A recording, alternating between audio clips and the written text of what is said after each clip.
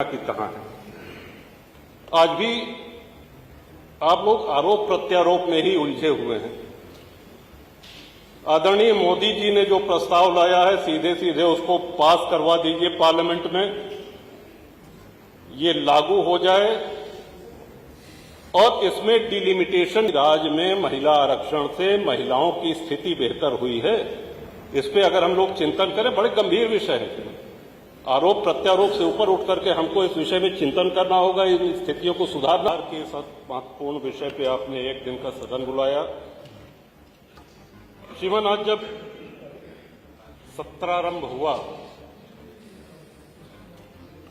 और वंदे मातरम के बाद माननीय नेता प्रतिपक्ष माता बाबा जी ने कहा कि साहब ये जो विषय है ये केंद्र से संबंधित है, राज्य का इसमें कोई अधिकार नहीं, कोई हस्तक्षेप नहीं होना चाहिए, लिहाजा ये चर्चा ही नहीं होना चाहिए, ऐसा माननीय माता बाबा ने कहा। माननीय नेता सदन आदरणीय महाराज जी ने स्पष्ट किया कि ये महिला विधेयक या उनके आरक्षण पे वार्ता नहीं, महिला सशक्तिकरण पे वार्ता हो रही है। हम अपने समाज में, अपने देश में महिला को सशक्त करना चाहते हैं, सक्षम करना चाहते हैं, इस ओर ये हमारा प्रयास है। इससे जाकर के स्थितियां कुछ सामान्य हुई, आम व्यक्ति के समझ में आए। और आम व्यक्ति हम इसलिए कह रहे हैं कि ये कार्रवाई पूरे प्रदेश में, पूरे देश में देखी जा रही है। अच्छा, लोग थोड़ा भ्रमित हो जाते हैं। अब लोगों को ये नहीं समझ में आ रहा है कि डिलिमिटेशन पे बात हो रही है कि महिला आरक्षण पे बात हो रही है, हो क्या रहा है, किस दल की क्या भावनाएं हैं। इस चीज को स्पष्ट करने का एक छोटा सा प्रयास हम ये अवश्य करना चाहेंगे माननीय अध्यक्ष जी कि आपातकाल के समय 1976 में इंदिरा गांधी ने लोकसभा की सीटें 543 ही रहेंगी, इसको फ्रीज कर दिया। ये संख्या अब बढ़ाई नहीं जा सकती है। ये आपातकाल के समय जब लोकतंत्र खतरे में था तब इंदिरा जी ने ये ले आए और 543 वो संख्या फ्रीज हो गई। अब 2011 के बाद जनगणना नहीं हुई है।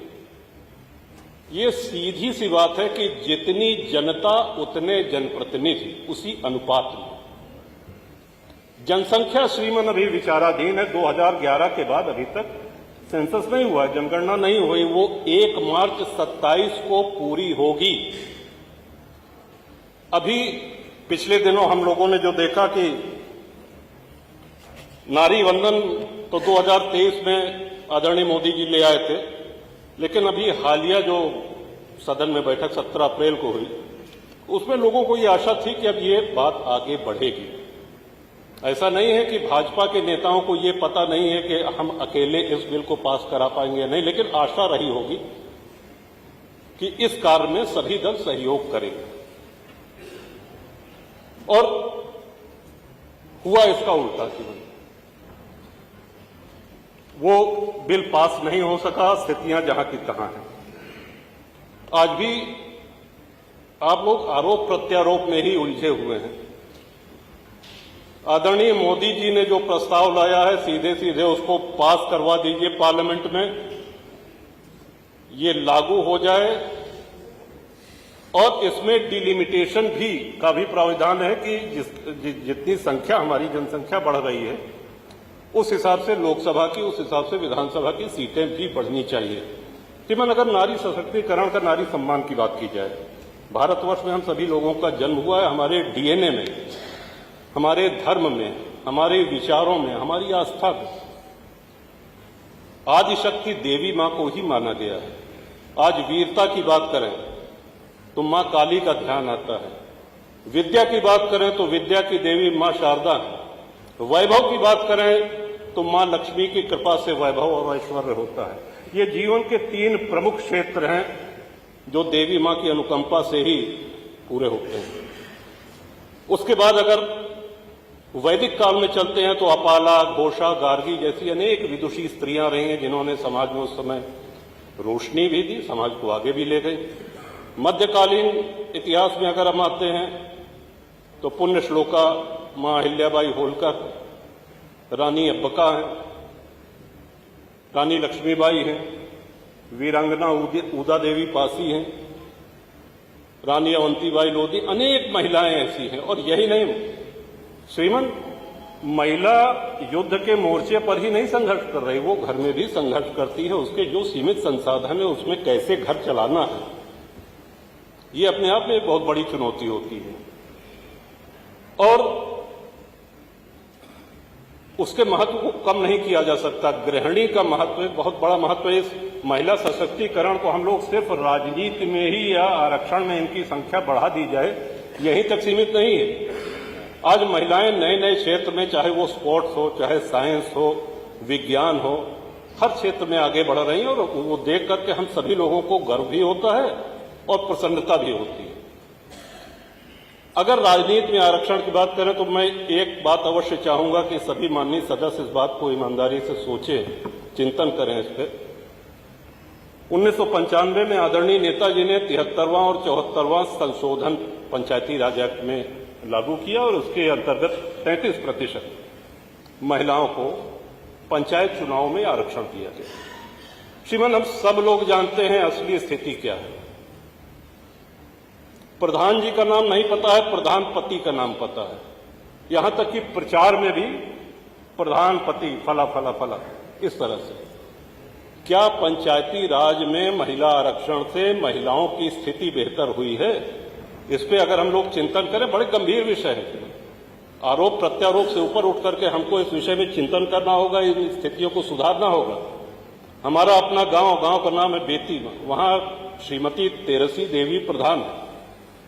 हम उनको पहचान नहीं सकते क्योंकि उनके पतिदेव श्री रामधनी पटेल ही पूरा काम देखते हैं। ऐसे बहुत से लोग होंगे, आप प्रधानपति को तो पहचानते होंगे, लेकिन असली प्रधान शायद आपके सामने आ जाए आपके विधानसभा क्षेत्र के, तो शायद हम सब लोग महिलाओं को न पहचान पाए। उनकी स्थितियां जहां की तहां हैं। और मैं ये कह सकता हूं ईमानदारी से कि उससे कोई महिला उत्थान नहीं हुआ है। श्रीमान, आज इस विधानसभा में विपक्ष में, सत्ता पक्ष में जो माननीय विधायिका जी लोग हैं, जो महिलाएं जीत के आई हैं, उनके जज्बे को सलाम, उनकी काबिलियत को प्रणाम। और इसलिए कि आप लोग बिना किसी आरक्षण के, और जितनी लोग भी आप लोग आए हैं, आप सब पुरुष को पटकनी दे के आए, सब पुरुषों को पटक के आप लोग यहां तक पहुंची हैं।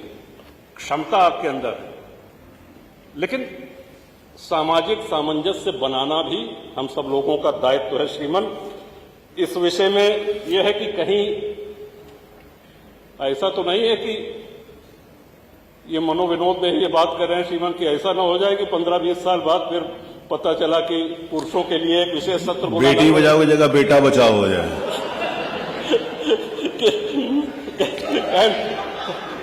पुरुष सशक्तिकरण सदन एक दिन पे पुरुषों। अब देखें, माननीय अध्यक्ष जी ने कृपा पूर्वक कल कार्य मंत्रणा के बाद आपने ये इच्छा व्यक्त करी कि आज आपके अंदर रहने पर, आपके पीठ पर न रहने पर सारी जो अधिष्ठाता मंडली है वो माननीय महिला विधायक ही बैठेंगी। वो हुआ देख रहे हैं, यही सब है सशक्तिकरण। और आज अगर हम उत्तर प्रदेश की बात करें तो श्रीमन, आज उत्तर प्रदेश की बेटियां, उत्तर प्रदेश की महिला न सिर्फ सक्षम है बल्कि सुरक्षित भी है। आदरणीय योगी आदित्यनाथ जी की सरकार ने निर्भीक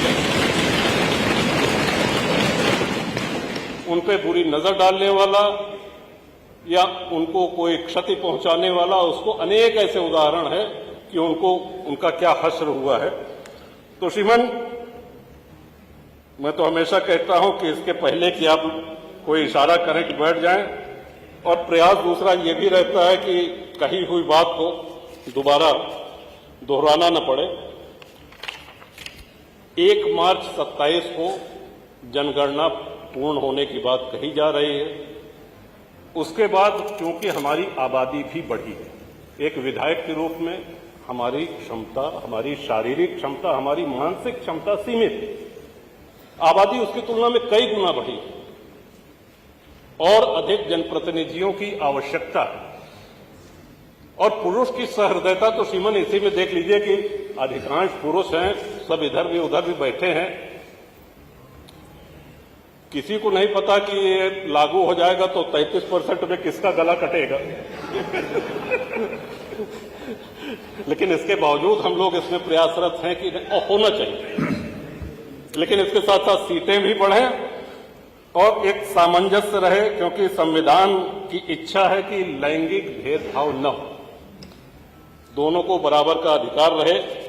इन्हीं शब्दों के साथ एक बार पुनः